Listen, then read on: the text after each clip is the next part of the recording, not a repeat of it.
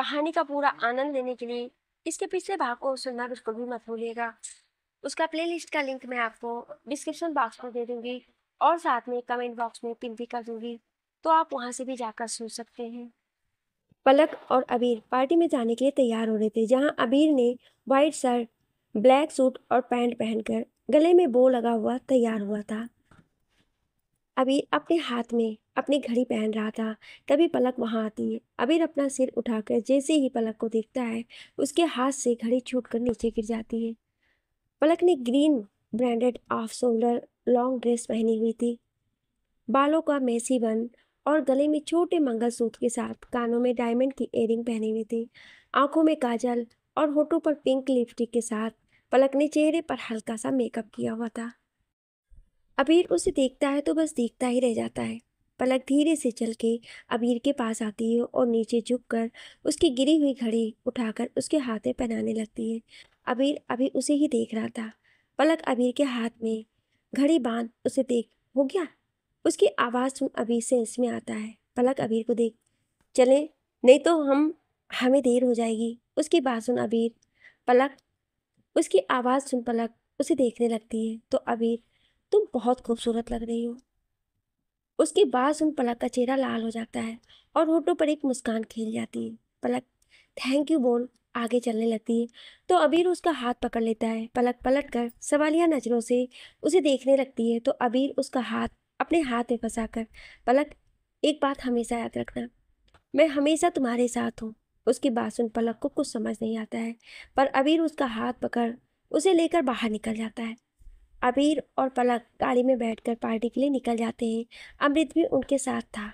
कुछ ही देर में वो अग्निहोत्री मेंशन के बाहर थे, जहाँ सबसे पहले अबीर गाड़ी से उतरता है, फिर पलक की तरफ हाथ बढ़ाकर उसे उतरने में मदद करता है। पलक के उतरने के बाद अबीर अमृत को कुछ बोल वहाँ से भेज देता है और पलक को लेकर वहाँ से पार्टी के लिए अंदर जाने लगता है। पलक और अबीर जैसे ही दरवाजे पर पहुंचते हैं, उन्हें वहां नयन और रायमा मिल जाते हैं, जो सबको वेलकम कर रहे थे। अबीर नयन से गले मिलता है और फिर चारों घर के अंदर बढ़ जाते हैं। अबीर और पलक देखते हैं, ज़्यादा तो नहीं पर कम से कम 20 लोग वहां मौजूद थे, जो शायद केशव जी के फ्रेंड्स और बिजनेस पार्टनर थे। अबीर और पलक सीधा केशव जी के पास जाते हैं, उन्हें जन्मदिन की बधाई देते हैं। अबीर और पलक को देख केशव जी मुस्कुरा देते हैं। केशव जी आए हुए सारे मेहमानों से अबीर और पलक को मिलवाते हैं, जहां सब अबीर को जानते तो थे पर कभी मिले नहीं थे। वहीं उन सबको जब अबीर की शादीशुदा होने का पता चलता है तो वो थोड़ा चौंक जाते हैं, पर तभी केशव जी पलक को सबसे अबीर की वाइफ इंट्रोड्यूस करवाते हैं, जिसके बाद सबकी नज़र पलक पर टिक जाती है। धीरे धीरे पार्टी आगे बढ़ती है और सब साथ में डिनर एंजॉय करते हैं। डिनर के बाद पलक अबीर के पास आकर धीमे से, मिस्टर ओबराय, हम अंकल के लिए कोई गिफ्ट तो लिया ही नहीं। उसकी बात सुन अबीर, मैंने उनके लिए सबसे अच्छा गिफ्ट लिया है, तुम फिक्र मत करो। उसकी बात सुन पलक को थोड़ी तसल्ली मिलती है। कुछ देर बाद ऐसे ही सब आपस में बात करने लगते हैं। उनके साथ नयन, रायमा, अबीर और पलक खड़ी थी। तभी अबीर का कॉल बजता है। अबीर अमृत का कॉल देख उठा के बात करता है, फिर कॉल रख वापस सबसे बात करने लगता है। यहाँ केशव जी पलक से बात करने में बिजी थी। अबीर उन दोनों को बड़े ध्यान से देख रहा था, जहाँ पलक के बात करने का लहजा और उसकी हरकतें केशव जी को उसके बारे में जानने के लिए मजबूर कर रही थी। तभी अबीर राइमा को कुछ इशारा करता है तो राइमा पलक को वहां से लेकर थोड़ी दूर जाती है। पलक और राइमा के जाने के बाद अबीर नयन और केशव जी को एक साइड में लेकर जाता है, ताकि उनकी बातें कोई और ना सुन पाए। केशव जी अभी पलक को देख रहे थे। केशव जी पलक को देखते हुए अबीर से, अबीर, पलक के माता पिता कौन है? उनके इस सवाल पर अबीर, आपको पलक में इतनी दिलचस्पी क्यों है मिस्टर अग्निहोत्री? उसके सवाल पर केशव जी के साथ नयन भी अबीर को देखने लगता है। केशव जी एक बार फिर पलक पर नजर गड़ाते हुए, पलक को देख किसी की याद आती है। उनकी बात सुन अबीर, किसकी? राधिका की। उसकी बात सुन केशव जी और नयन उसे शौक होकर देखने लगते हैं। वहीं अबीर आगे बोलता है ना मिस्टर अग्निहोत्री, पलक आपको राधिका की याद दिलाती है? उसकी बात सुन केशव जी शौक होकर, तुम राधिका को कैसे जानते हो? उनका सवाल सुन अबीर हल्का मुस्कुरा के, वो सब छोड़िए, पर क्या आप जानना नहीं चाहेंगे पलक आपको राधिका की याद क्यों दिलाती है? अबीर के इस सवाल पर केशव जी के दिल की धड़कन तेज हो जाती है, जैसे उन्हें कुछ अंदाज हो अबीर क्या कहने वाला है। तभी अबीर बोलता है, क्योंकि पलक राधिका की बेटी है, राधिका और आपकी। उसकी बात सुन केशव जी के हाथ में जो उनका ड्रिंक का ग्लास था वो नीचे गिरकर टूट जाता है। वहीं उसकी बात सुन नैन को झटका लगता है। केशव जी लड़खड़ाती हुई जमीन जुबान में, ये तुम क्या बोल रहे हो? उनके सवाल के बाद नैन, अबीर तुम जानते भी हो तुम क्या बोल रहे हो?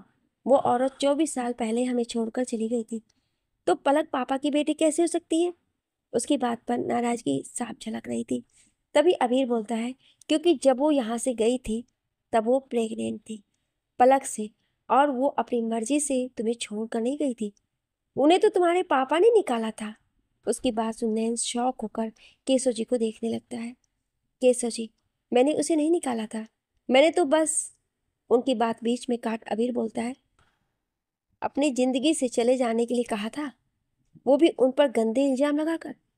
उसकी बात सुन अचानक केशव जी के सामने कुछ पल घूम जाते हैं, जहां उन्हें कुछ तस्वीरें मिली थी, राधिका जी और परेश जायसवाल की। अचानक उनकी आंखों में गुस्सा उतर आता है और वो गुस्से से बोलते हैं, दगा दिया था उसने मुझे, किसी और के साथ मिलकर मेरा विश्वास तोड़ा था। उनकी बात सुना भी, कुछ तस्वीरें और आपने अपनी जिंदगी की सबसे बड़ी गलती कर दी। उसकी बात सुन केशव जी उसे हैरानी से देखने लगते हैं। तभी अबीर उन्हें एक तरफ इशारा करता है जहां अमृत अपने साथ परेश जी को लेकर आ रहा था। केशव जी की नज़र जैसे ही परेश जी पर जाती है उनकी आंखें लाल हो जाती हैं। वहीं परेश जी अपने आंखों में पछतावा लेकर उनके पास आ रहे थे। जैसे ही परेश जी केशव जी के सामने खड़े होते हैं, केशव जी गुस्से से दांत पीसते हुए, तुम्हारी हिम्मत कैसी हुई मेरे सामने आने की? उनकी बात सुन परेश जी, मैं यहाँ तुम्हें सच बताने आया हूँ, वो सच जिस वजह से तुम्हारी और राधिका की जिंदगी बर्बाद हो गई। मैं उस झूठ से पर्दा उठाने आया हूँ, जिस झूठ की वजह से तुम्हारा और राधिका का टूट गया और एक बच्ची की बाप होते हुए भी नाजायज कहलाई। उनकी बात सुन केशव जी शौक थे। तभी अबीर उन सबको एक कमरे में लेकर जाता है ताकि कोई उनकी बात ना सुन सके। कमरे में आकर अबीर जी परेश जी को बोलने का इशारा करते हैं, तो परेश जी बोलना शुरू करते हैं। परेश जी, मैं कॉलेज के दिनों से ही राधिका से बहुत प्यार करता था और मुझे लगा था राधिका भी मुझसे प्यार करती होगी, इसलिए मैंने कॉलेज के आखिरी वक्त में उसे अपने दिल की बात कही। तब राधिका ने मुझसे कहा कि वो किसी और से प्यार करती है और उसका इंतजार कर रही है। राधिका की बात सुन मेरा दिल टूट गया था, जिसके बाद मैं अकेला रहने लगा था। उसके कुछ दिन बाद राधिका की शादी आपसे हुई और वो आपके साथ अमेरिका शिफ्ट हो गई।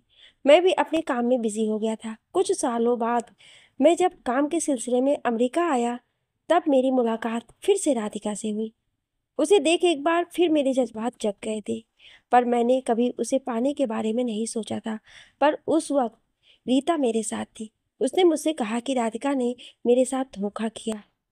उसने मुझसे कहा कि राधिका कॉलेज के टाइम पर जानबूझकर मेरे करीब आई और बाद में मुझे ठुकरा कर किसी अमीर आदमी के साथ चली गई। उसने मुझे पूरा राधिका के खिलाफ भड़का दिया था, जिस वजह से मैं बस राधिका को किसी भी तरह पाना चाहता था। इसलिए मैंने राधिका को मिलने के लिए बुलाया और उसे बेहोश कर उसके साथ कुछ ऐसी तस्वीरें निकाली जिसे मैं उसे ब्लैकमेल कर सकूं कि वो मेरे पास आ जाए, और मैंने ऐसा किया भी।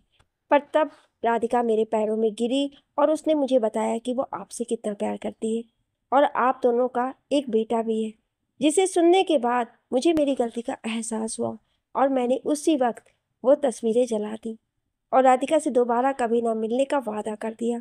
उसके बाद मैं इंडिया वापस आ गया, पर लगभग 6 महीने बाद एक दिन मुंबई में ही ओबेरॉय कंपनी में मेरी मुलाकात दोबारा राधिका से हुई। तब राधिका 7 महीने की प्रेग्नेंट थी। मैंने उससे पूछा वो यहाँ क्या कर रही है। तब उसने मुझे थप्पड़ मारा और बताया कि वो सारे तस्वीरें मैंने उसके पति यानी केशव जी को भेज दी है, जिस वजह से केशव ने उसे छोड़ दिया है। उसकी बात सुन वो शौक था, क्योंकि मैंने वो तस्वीरें उसी दिन फाड़ दी थी। मैंने ये राधिका को भी बताया, पर उसने मेरा यकीन नहीं किया।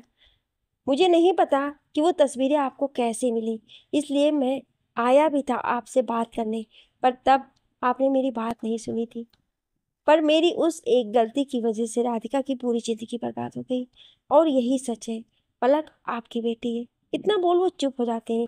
तभी अबीर केशव जी को एक पेपर देकर, यह आपके और पलक के डीएनए की रिपोर्ट। केशव जी अपने कांपते हाथों से वो रिपोर्ट लेकर देखते हैं तो उनके हाथ से पेपर नीचे गिर जाता है और उनकी आंखों से एक आंसू की बूंद उनके गाल पर आ जाती है। तभी नयन वो गिरा हुआ पेपर उठाता है और रिपोर्ट देखने के बाद उसकी आंखें भी नम हो जाती हैं। केशव जी खुद से, पलक मेरी बेटी है, इतना बोल वो बाहर की तरफ जाते हैं। उन्हें ऐसे देख बाकी सब भी उनके पीछे जाते हैं। बाहर पलक और राइमा खड़ी आपस में बात कर रही थी। तभी केशव जी वहां आते हैं और पलक के सामने खड़े हो जाते हैं। उन्हें ऐसे देख पलक कुछ समझ नहीं पाती है। तभी केशव जी उसके चेहरे को छूते हुए, मेरी बेटी। उनकी बात सुन पलक के चेहरे के भाव कुछ अजीब हो जाते हैं। पलक को कुछ समझ नहीं आ रहा था। वहीं अबीर को यह घबराहट हो रही थी कि सच जानने के बाद पलक कैसे रिएक्ट करेगी। अबीर अमृत को इशारा करता है, जो अमृत वहां खड़े सारे मेहमानों को वापस भेज देता है। यहाँ पलक केशव जी का हाथ अपने चेहरे से हटाकर, अंकल आप ठीक तो हैं? उसकी बात सुन केशव जी नम आंखों से उसे देख रहे थे। तभी पलक अपना सिर घुमाकर बाकी सबको देखती है, जहाँ अबीर, नयन, अमृत के साथ परेश जी वहां खड़े थे। पलक परेश जी को यहाँ देख चौंक जाती है। वही जिस तरह से वो सब उसे देख रहे थे उसे अजीब लग रहा था। यहाँ राइमा नयन के पास आती है, जिसकी आंखें नम थी। राइमा उसके पास आकर उसका हाथ पकड़ लेती है तो नयन उसे देखने लगता है। राइमा उसे पलक झपका कि मुझे सब पता है का इशारा करती है तो नयन पलक को देखने लगता है। यहाँ पलक एक बार फिर केशव जी को देखती है तो उनकी लाल आंखें देख पलक उनकी फिक्र करते हुए, अंकल आपकी आंखें लाल क्यों हैं? उसकी बात सुन केशव जी उसका हाथ पकड़ कर भर्राए गले से, बेटा मैं अंकल नहीं, तुम्हारा बाप हूँ। उसकी बात सुन पलक को तो जैसे झटका लगता है और झटके से 2 कदम केशव जी से दूर पीछे हो जाती है, जिससे केशव जी के हाथ से उसका हाथ छूट जाता है। पलक को ऐसे देख अबीर जल्दी से उसके पास जाता है। वहीं पलक केशव जी को देख, ये आप क्या कर रहे हैं? मेरा कोई बाप नहीं है। उसकी बात सुन केशव जी उसके पास जाकर, बेटा मैं जानता हूँ तुम्हारा विश्वास करना मुश्किल होगा, पर यही सच है, तुम मेरी बेटी हो, मेरी और राधिका की। उनकी बात सुन पलक शौक होकर उन्हें देखने लगती है। फिर पलक अपनी कांपती आवाज में, आप मेरी माँ को कैसे जानते? और ये क्या बेटा बेटा लगा रखा है? मैंने कहा ना, मेरा कोई बाप नहीं है। इतना बोल वो फिर से उनसे 2 कदम दूर हो जाती है। उसे ऐसे देख और उसकी बातें सुन केशव जी अबीर को देखने लगते हैं। पलक जब देखती है कि केशव जी की नज़र अबीर पर है तो वो भी अबीर को देख, मिस्टर ओबराय ये क्या बोल रहे हैं? आप कहिए इनसे ऐसी बातें ना करें, मुझे पसंद नहीं है। उसकी बात सुन अबीर से पहले नयन उसके पास आकर, डैड बिल्कुल सच कह रहे हैं पलक। उसकी बात सुन पलक उसे देखने लगती है तो नयन आगे बोलता है, तुम उनकी बेटी और मेरी बहन हो। उसकी बात सुन पलक हैरान हो जाती है। पलक अबीर को देख, ये सब क्या बोल रहे हैं? आप कुछ बोलिए। उसे ऐसे देख अबीर, पलक ये सब सच बोल रहे हैं। उसकी बात सुन पलक शॉक हो जाती है। अबीर आगे बोलता है, तुम राधिका आंटी और केशव अंकल की बेटी हो। केशव अंकल ही तुम्हारे पिता हैं। उसकी बात सुन पलक उसे भी 2 कदम दूर हो जाती है। पलक अभी ऐसे खड़ी सबको देखने लगती है। तभी केशव जी पलक के पास आकर, अब तो तुम्हें यकीन हो गया ना बेटा कि मैं ही तुम्हारा पिता हूँ? उनकी बात सुन पलक उन्हें देख, अगर आप मेरे पिता हैं तो पिछले 24 साल से आप कहाँ थे? पलक के इस सवाल पर केशव जी अपनी जगह जम जाते हैं। वहीं बाकी सबके चेहरे पर परेशानी आ जाती है। सबको चुप देख पलक एक बार फिर केशव जी से पूछती है, आपने कहा कि आप मेरे पिता हैं, तो बताएं पिछले 24 सालों से आप कहाँ थे? कहाँ थे आप उस वक्त जब लोग मेरी माँ से उनके पति का नाम पूछते थे? कहाँ थे आप उस वक्त जब लोग मुझसे मेरे बाप का नाम पूछते थे? उस वक्त कहाँ थे आप जब लोग मुझे नाजायज बुलाते थे और मेरी माँ के चरित्र पर उंगली उठाते थे? उस वक्त कहाँ थे जब मेरी माँ पूरी दुनिया से मेरे लिए लड़ रही थी? उस वक्त कहाँ थे? जवाब दीजिए मुझे मिस्टर केशव अग्निहोत्री। क्या जवाब है आपके पास मेरे इन सवालों के? उसकी बात सुन केशव जी एकदम चुप थे। वो बोलते भी तो क्या कि ये सब क्यों हुआ और कैसे हुआ। वहीं अबीर जानता था कि पलक ने कितना कुछ बर्दाश्त किया है। पलक की बात सुन केशव जी, बेटा वो कुछ गलतफहमी और मेरी बदकिस्मत थी जो मैं राधिका और तुमसे दूर हो गई। उनकी बात सुन पलक कड़क लहजे में, मुझे पूरा सच जानना है। उसकी बात सुन केशव जी और परेश जी उसे पूरा सच बता देते हैं। सारा सच सुनने के बाद पलक की आंखें नम हो जाती हैं और वो वहीं सोफे पर धम से बैठ जाती है। पलक को ऐसे देख केशव जी, मैं जानता हूँ मुझसे गलती हो गई है, पर मैं वादा करता हूँ मैं सब ठीक कर लूंगा। मैं अपनी सारी गलतियां सुधार लूंगा। उनकी बात सुन पलक उन्हें देख गुस्से से, क्या ठीक करेंगे आप? क्या आप वो ठीक कर सकते हैं जो मेरी माँ ने दुनिया के ताने सुने? क्या आप वो ठीक कर सकते हैं जब मेरी माँ को अकेले देख उन पर गलत नजरें उठी? क्या आप ये ठीक कर सकते हैं जब वो रात रात भर तड़पी थी आपकी याद में? क्या आप वो सब ठीक कर देंगे जितनी मेरी माँ ने दर्द बर्दाश्त किया? इतना बोल वो कुछ पल रुक कर आगे बोलती है, आप तो प्यार करते थे ना उनसे, तो क्या आपको अपने प्यार पर भरोसा नहीं था? इतना कमजोर था आपका भरोसा जो कुछ तस्वीरों से बिखर गया। अरे एक बार उन्हें बोलने का मौका दिया होता, एक बार उनकी बात सुनी होती। आपने इतना भी नहीं सोचा कि जो लड़की आपसे प्यार कर आप पर सब कुछ न्यौछावर कर चुकी थी, वो आपको धोखा कैसे दे सकती थी? अरे वो तो पहले से आपके एक बेटे की माँ थी ना। इतना तो सोच लेते कि एक माँ कभी बेवफा नहीं हो सकती। इतना बोलते ही उसकी आंखों से आंसू उसके गालों पर आ जाते हैं। उसकी बात सुन वहां खड़े सबकी आंखें नम थी। उसकी बात सुन केशव जी, पलक बेटा मैं जानता हूँ मेरी सारी गलती मेरी है। मैं राधिका से भी अपनी गलती की माफी मांग लूंगा। मैं जानता हूँ वो मुझसे बहुत प्यार करती है, वो मुझे जरूर माफ कर देगी। बस एक बार मेरी उससे बात करवा दो। उनकी बात सुन पलक गुस्से से अपनी जगह खड़ी होकर चिल्लाते हुए, कैसे बात करेंगे आप मेरी माँ से? कैसे मांगेंगे उनसे माफी? वो तो मर चुकी है।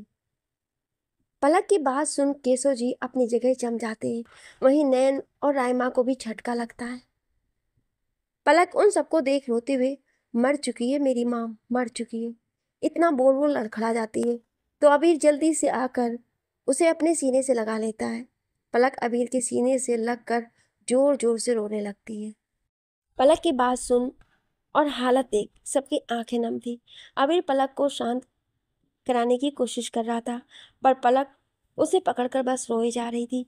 वहीं केशव जी सोफे पर बेसुध बैठे हुए थे और रायमा नयन को संभाल रही थी। अबीर जो पलक को संभालने की कोशिश कर रहा था, उसे भी अब पलक का रोना बर्दाश्त नहीं हो रहा था। अबीर पलक से, पलक शांत हो जाओ।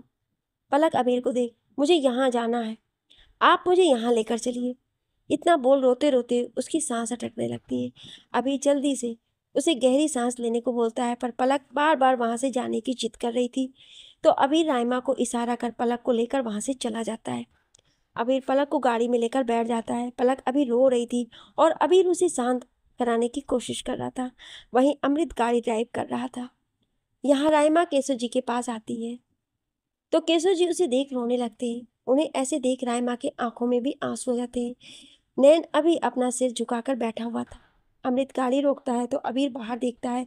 घर आया हुआ देख अबीर अपनी बाहों में रो रो कर सो गई पलक को देखता है। फिर गाड़ी से उतरकर उसे अपनी बाहों में उठाकर घर की तरफ बढ़ जाता है। अबीर पलक को कमरे में लाकर आराम से बेड पर लिटा देता है।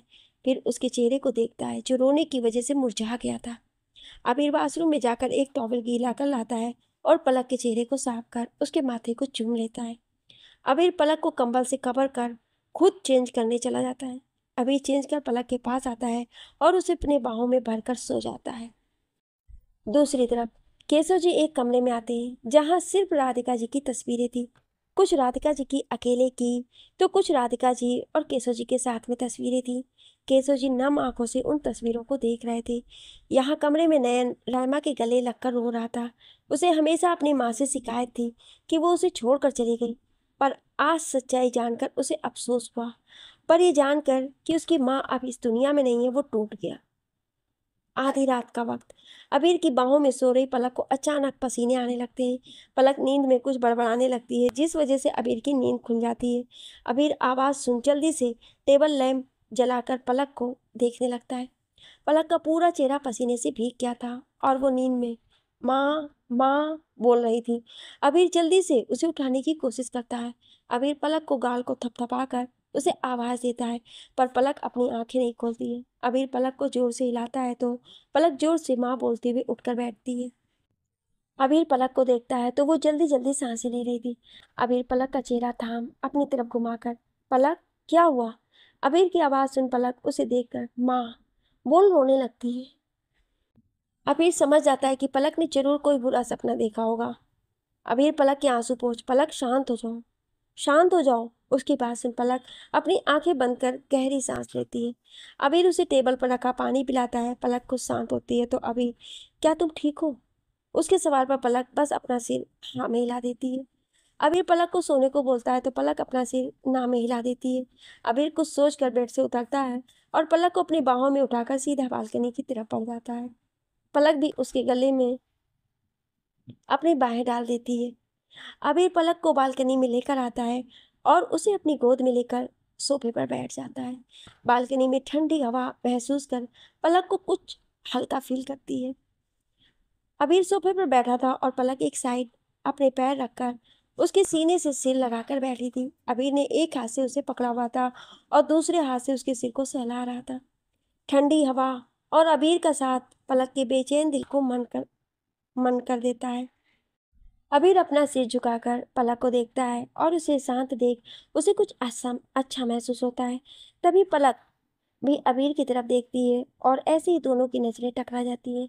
वहीं दोनों एक दूसरे के चेहरे के एकदम नजदीक थे।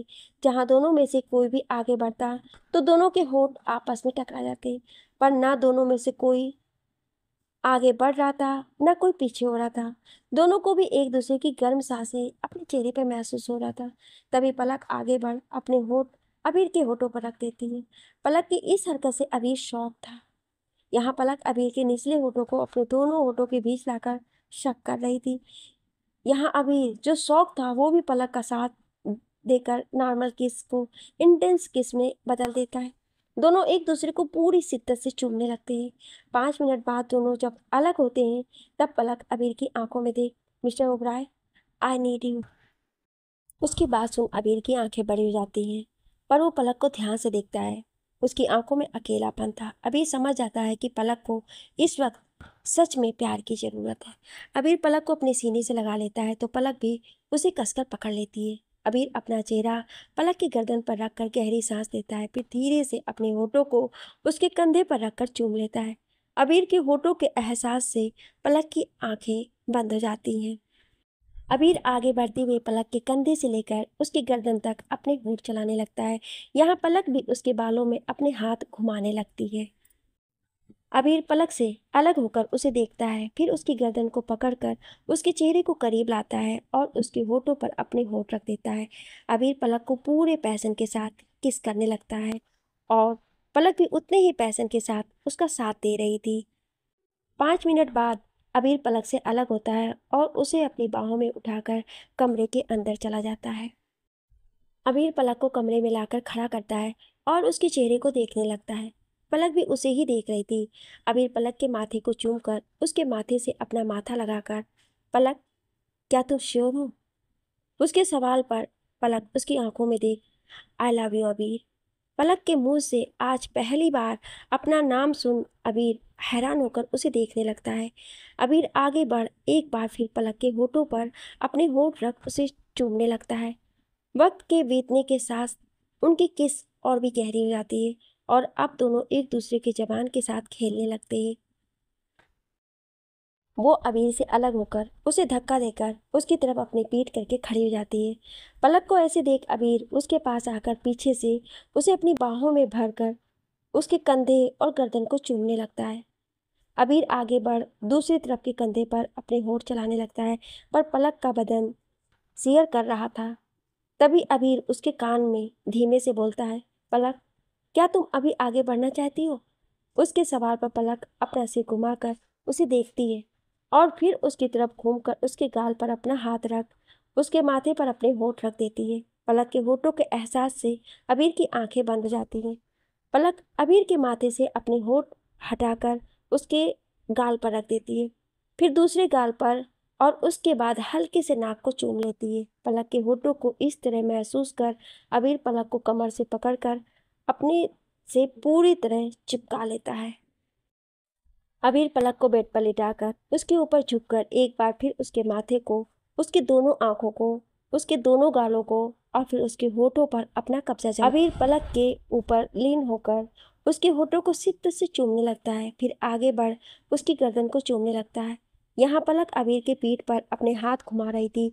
अबीर पलक के सीने से होकर उसके पेट तक अपने होठों से निशान छोड़ने लगता है और इसी के साथ पलक की सिसकियां तेज हो जाती हैं। आखिर में अबीर उसके हाथ की उंगलियों में अपनी उंगलियां फंसाकर बेड पर दबा देता है और उसके बदन से अपना बदन जोड़ देता है। अबीर के ऐसा करते ही पलक की हल्की आह निकल जाती है। अबीर पलक को प्यार करने लगता है और यहाँ पलक अपने होठों को बीच अपनी सिसकियां रोकने की कोशिश कर रही थी। अबीर पलक के कान में धीमे से, पलक अपनी आवाज को मत दबाओ, मुझे तुम्हें सुनना है, इतना बोल वो उसके कान के ईयरलोब पर बाइट कर लेता है, जिसे पलक अपने भीजे हुए होठ खोल देती है और इसी के साथ उसकी सिसकियां निकल जाती हैं। पूरे कमरे में पलक की सिसकियों की आवाज के साथ अबीर की तेज सांसें गूंज रही थी। यहाँ अबीर और पलक दोनों अपने आप को एक दूसरे को पूरी तरह सौंप चुके थे और अपने पति पत्नी के रिश्ते को आगे बढ़ा चुके थे। अबीर रुकता है और पलक के बगल में लेट कर गहरी गहरी सांसें लेने लगता है। अबीर सिर घुमाकर पलक को देखता है, जो अपनी आंखें बंद कर लेटी हुई थी। अबीर आगे बढ़ उसे अपनी बाहों में भर लेता है तो पलक भी उसके पूरी तरह जकड़ लेती है। अबीर उसके सिर को सहलाकर, क्या तुम ठीक हो? उसके सवाल पर पलक अपना सिर हिला देती है तो अबीर उसके माथे को चूमकर उसे सुलाने लगता है और खुद भी कुछ देर में सो जाता है। अगली सुबह पलक की नींद खुलती है और उसे अपने बदन पे एक दर्द महसूस होता है। पलक अपनी आंखें खोल अपनी पलकें 2-3 बार झपकाती है। तभी पलक को खुद पर किसी भारी चीज का एहसास होता है। पलक देखती है तो उसके पेट पर अबीर का भारी हाथ था। पलक अपना सिर घुमाकर साइड में देखती है तो अबीर पेट के बल सो रहा था और उसका हाथ पलक के पेट पर था। पलक अबीर को देखती है जो सुकून से सो रहा था और उसके बाल माथे पर बिखरे हुए थे। पलक अपना हाथ बढ़ाकर उसके माथे पर से बाल हटाकर उसके माथे को चूम लेती है, फिर उसके गाल को चूमकर अपने पेट पर से उसका हाथ हटाने लगती है। पलक अपना ड्रेस छोड़ अबीर का शर्ट पहन लेती है और सीधा बाथरूम में जाती है। पलक नहा के बाथरोब पहनकर कमरे में आती है और कबर्ड के पास जाकर अपने लिए कपड़े देखने लगती है। पलक अपने लिए एक सूट निकाल लेती है और उसे ही पहन लेती है। पलक सूट पहने ड्रेसिंग टेबल के सामने खड़ी होकर तैयार होने लगती है। पलक तैयार हो रही थी और अबीर बेड पर लेटे हुए उसे निहार रहा था। पलक को खुद पर अबीर की नजरें महसूस हो रही थी, पर वो शर्म की वजह से उसकी तरफ देख भी नहीं पा रही थी। अबीर बेड से उठकर पलक के पास आता है, उसके पीछे खड़ा हो जाता है। पलक सामने के आईने में से अबीर को देखती है तो अबीर मुस्कुरा के पलक को पीछे से बाहों में भरकर, क्या तुम ठीक हो? उसके सवाल पर पलक अपना सिर हाँ में हिला देती है तो अबीर पलक को अपनी तरफ घुमाकर उसे देख, कोई तकलीफ या कहीं दर्द? इस बार भी पलक अपना सिर नाम में हिला देती है तो अबीर पलक के माथे को चूम लेता है। अबीर पलक से अलग होकर, मैं फ्रेश होकर आता हूँ। उसकी बात पर पलक अपना सिर हिलाकर कमरे से बाहर चली जाती है तो अबीर भी नहाने चला जाता है। अबीर जब नहाकर कमरे में आता है तो उसके लिए पहले कपड़े निकाल बेड पर रखे हुए थे, जिसे देख अबीर के चेहरे पर मुस्कान आ जाती है। अबीर जल्दी से तैयार होकर कमरे से बाहर निकलकर पलक के पास आता है, जो उसके लिए डाइनिंग टेबल पर ब्रेकफास्ट लगा रही थी। अबीर को देख पलक मुस्कुरा देती है तो अबीर भी अपनी जगह पर बैठकर पलक को देखने लगता है। पलक को नॉर्मल देख अबीर को बहुत अच्छा लगता है। पलक अबीर को ब्रेकफास्ट देकर नाश्ता करने को बोलती है तो अबीर उसका हाथ पकड़, तुम भी मेरे साथ ही ब्रेकफास्ट करो। उसकी बात सुन पलक उसके पास बैठ जाती है और दोनों ब्रेकफास्ट करने लगते हैं। पलक और अबीर अभी ब्रेकफास्ट कर उठे ही थे कि घर की डोरबेल बजती है। अबीर मेड को इशारा करता है तो एक मेड जाकर दरवाजा खोलती है। दरवाजा खुलते ही दरवाजे पर खड़ा इंसान को देख पलक और अबीर चौंक जाते हैं। दरवाजे पर नयन और राइमा खड़े थे। अबीर मेड को इशारा करता है तो मेड उन दोनों को घर के अंदर लेकर आती है। नयन और राइमा पलक और अबीर के सामने खड़े हो जाते हैं। उन दोनों को देख पलक अबीर का हाथ कसकर पकड़ लेती है। तभी अबीर नयन और राइमा को बैठने को बोल खुद भी पलक के साथ सामने वाले सोफे पर बैठ जाता है। अबीर मेड को चाय लाने को बोलता है और फिर नयन को देखता है, जो पलक को देख रहा था। वहीं पलक अपना सिर झुकाकर बैठी हुई थी। अबीर नयन को देख, तुम दोनों यहाँ नैन पलक को देख, मुझे पलक से बात करनी थी। उसकी बात सुन पलक उसे देखने लगती है। नैन पलक को देख, पलक अपने भाई से बात नहीं करोगी? उसकी बात सुन पलक कुछ बोल ही नहीं पाती है, तो अबीर उसका हाथ पकड़ लेता है। तभी नैन आगे बोलता है, पापा ने जो माँ के साथ किया उसमें मेरी तो कोई गलती नहीं थी, तो तुम मुझसे बात नहीं कर मुझे क्यों सजा दे रही हो? उसकी बात सुन पलक की आंखें नम हो जाती हैं, पर वो कुछ नहीं बोलती है। पलक बोलती भी तो क्या, उसे कभी कोई रिश्ता मिला ही नहीं जिससे उसे पता चले कि अपनों से कैसे बात करते हैं। ऐसा नहीं था कि पलक नैन से बात नहीं करना चाहती थी, बस उसे समझ नहीं आ रहा था कि वो क्या बात करे नैन से। पलक फिर से अपनी नजरें झुका लेती है और उसकी आंखों से आंसू की एक बूंद उसके गाल पर आ जाती है। यहाँ नैन की आंखें भी नम थी। नैन भी जानता था पलक के लिए इतना आसान नहीं है।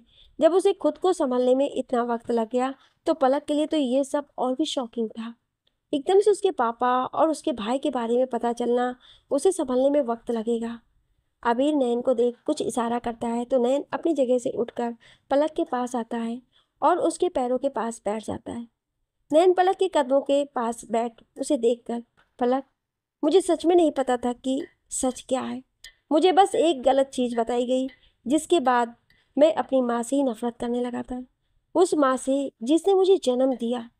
मुझे हमेशा यही लगता रहा कि मेरी माँ मुझे उस वक्त छोड़कर चली गई जब मुझे उनकी सबसे ज़्यादा ज़रूरत थी। मैंने उन्हें बहुत याद किया है पलक, बहुत ज़्यादा मिस किया है। इतना बोलते ही उसकी आंखों से आंसू की एक बूंद उसके गाल पर आ जाती है, तो वहीं पलक का चेहरा पूरा आंसुओं से भर जाता है।